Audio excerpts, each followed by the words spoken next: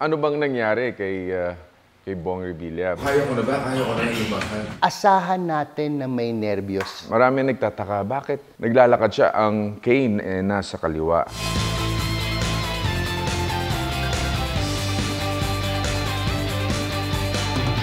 Ano bang nangyari kay Bong Revilla? Kailangan ka operahan. Naputol sa'yo yung 60% ng tendon mo. Meron ka lang 40%. Pero yung 40% na yun, anytime pwede kang bumigay.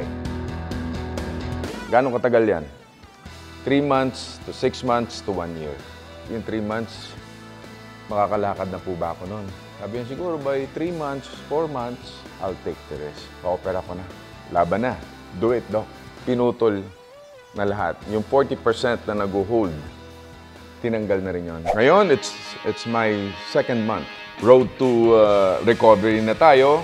Day 62, yung aking pagpapagaling, pagpapalakas.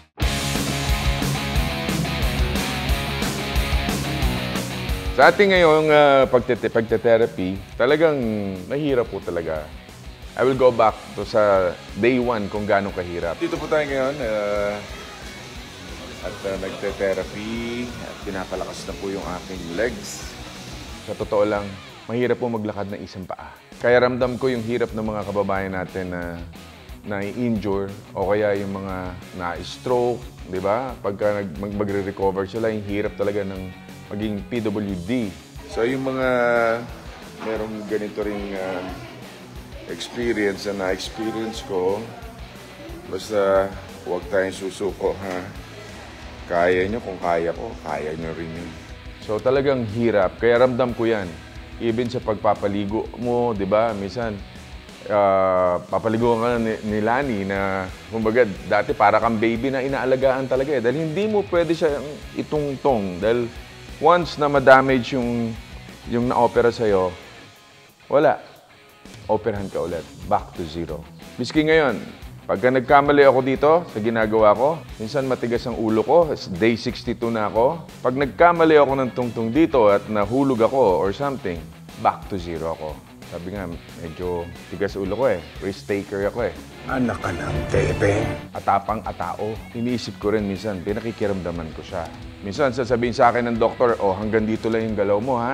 Kailangan dahan-dahan lang, ganun. Pero alam ko, kaya kong i-extend pa yung sinasabi ni Doc. Kaya nagulat sila sa ngayong day 62, malayo na ang naabot namin. David, oh nice.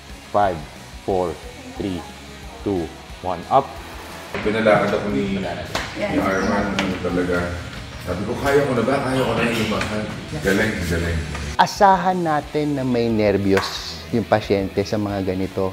Gusto ko yun. Kasi pag nininervyos ang pasyente, mas maingat. Yung nurse ko, kita nyo, nakikita nyo sa mga napapasigaw na lang to eh.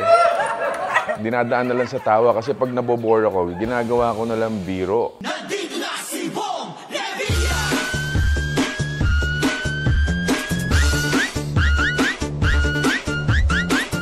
Pero sa totoo lang, nakaka-torture po itong nangyari sa akin. Kailangan marunong kang i-entertain yung sarili mo, kundi mababaliw ka eh. Pero ganun pa man, na-surpass ko yon yung stage na nagpapagaling ako, at least now. Nakakalakad na ako, miski walang cane. Pero kailangan to make sure, gumamit ka pa rin. Pero yung umpisa na pinag-walk ako na wala nang talagang hawak, kinakabahan ako, kaya ko ba? Yun, no? Yun, no? Nagulat ako na nakalakad na ako. Sabi ko, miracle. Miski yung PT, nagulat din siya na ganun kabilis yung recovery. Ang akin pong ortho doctor, yung magaling na nag-opera sa akin ay si Dr. I. Gamboa. And of course, pati si Dr. Bear. Ayan, sila po yung dalawang batang doktor na napakagaling ng St. Luke's. Thank you very much. At ang akin naman pong PT ay si Dr. Armando Bahacan. Good job. How was that? Sa mga nangyayari ngayon, I'm so thankful kay God. At least ay mabilis na yung aking pagaling. Nung nandoon naman tayo nung umattend ako ng Independence Day, ako yung guest of honor and speaker sa Aguinaldo Shrine. Marami nagtataka, bakit naglalakad siya ang cane nasa kaliwa? Totoo po yun. Dapat siya talaga sa kaliwa. Hindi po pwede dito sa kanan. Dito sa kanan, meron na po akong protection. At yan po ay itong boot na ito. Para pong tower na yan. Protected yan. Solid po yan. Hindi po siya po pwedeng matapilok. Or no. So you have to protect your left foot. Dahil pag itong kumulaps at ako'y nahulog, yun ang delikado. Kaya ang ano talaga, kaliwa. Yung iba, kung wala kang protection dito sa paa, gagamitin mo yung saklay dito kung saan ka pilay. So, yun yung pinagtatalunan doon sa Facebook ko. Yan po, educational siya, no? At least para malaman nyo rin. You can ask your doctor. So, ito po ang naging kalagayan ni Senator Bong Revilla ngayon dito sa aking yung status ng aking Achilles tendon. Kaya basta tuloy-tuloy lang ang pag-iingat sa akin. Siyempre, kailangan ko pa rin ng prayers ng bawat isa sa inyo para sa akin mabilis na paggaling. Kasama ang tapang, dasal, siyempre yung proper healing ng sugat. So, yung suporta ng mga nakapaligid sa akin na nagbibigay sa akin ng lakas ng loob para hindi ka malungkot. Dahil kung ikaw lang ang mag-isa na nagpapagaling ng sugat mo, ay nako. Doon po siguro mahihirapan kagad gumaling si Bong Revilla. Kaya yung mga nakapaligid sa aking masipag na nurse na si Hani, thank you, Nax.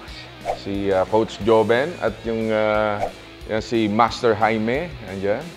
So sa pamilya ko, syempre, sa lahat. And of course, sa inyong lahat po, sa patuloy na pagsubaybay nyo sa aking page, sa aking YouTube channel. Thank you very much.